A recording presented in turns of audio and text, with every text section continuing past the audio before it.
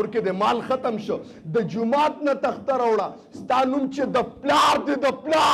د پلار نوم ختم شو ستا نوم د خاوند دی هغه نوم ختم شو بیا په مړي باندې یادېږي ستا بچې وایي مړي نه تخته راوړه تخته بیا راځي د جمعات نه د کور په تخته دی نه لامبوي بیا د نه اولاد یریږي کور خبره دی پورې کوم زما محترمو چې څلور څیزونه په مخ ته ځمکه باندې الله عذاب له دعوت ورکولي په هغې کې د ټولو نه مخکې د لور خور جهیز اخیستل محترمو چې لور خور نه مطالبه د جهیز وکړي د یو زنانه نه چې جهیز به راکړې نو په نکاح به علم الله وایي زما عذاب له دعوت دی یو دویم نمبر په مخ ته ځمکه چې د الله عذاب له دعوت دی زما محترمو هغه سود خوراک دی چې انسان سود خوري چې څوک سود خوري الله وایي ما د طرف نه اعلان جنگ دی جنگ ته زما د رب تیار شه مو تا نه تپوس کوم مو تا د یو غټ سړي بدماش سړي جنگ ته تیار نه یو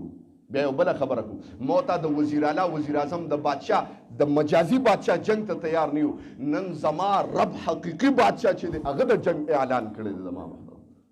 چې د سود پیسې دې وخوړې او بله خبره کوم زما محترمو ته د کومو بچو دپاره سود کې ته د چا دپاره سود کې ته د چا دپاره سود کې د کومې ښځې دپاره سود کې ما نه خو نن وره که نه ما نه وره د کومو بچو دپاره سود کې ته حرام حلال نه ګورې سود کې لګی بچو نه را پیدا کې او که دغه بچي تا ونیسي د قیامت پر د ګریوان نه چې وایه پلاره تا ولې موږ زموږ په ګېډه کې حرامه اور اچولی دی بیا به څه جواب ورکړي چې بچیه ما خو ستا د راحت او د سکون دپاره او بله خبره وره ده ما محترمو که د کم اولاد دپاره ته لګیایې د کم اولاد دپاره حرام حلال نه ګورې د کمې زنانه دپاره حرام حلال نه ګورې مانه د کم کور دپاره حرام حلال نه ګورې نن وره زما محترمو دغه بچې چې تا د دنیا بینک بیلنس پریښی دی د دنیا ګاډي دي پریښي دي د دنیا ځمکې دي پریښي دي اوس ما نه وره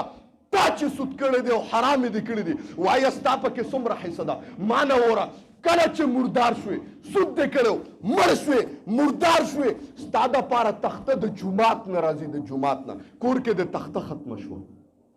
ستا جیداد دی که نه ستا مال دی په کور کې که نه کور کې د مال ختم شو د جومات نه تخته راوړه ستا نوم چې د پلار دی د پلار نوم ختم شو ستا نوم د خاوند دی هغه نوم ختم شو بیا په مړي باندې یادېږي ستا بچې وایي مړي نه تخته راوړه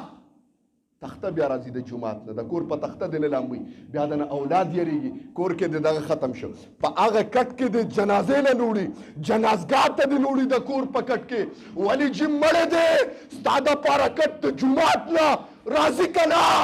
تا حرام و حلال نه دي کتلی دی بچو له دې راوړي دي تا نه تپوس کوم کور کې د کټ ختم شو زما محترم په کور کې د کټ هم نشته خبره دې پورې کوم زما محترمو چې دوه ورځې زندګي ده او حرام دې وکړه الله وایي ما رب سره به دې مخاطبه کېږي یا رسول سلام علیکا یا حبیب سلام علیکا صلوات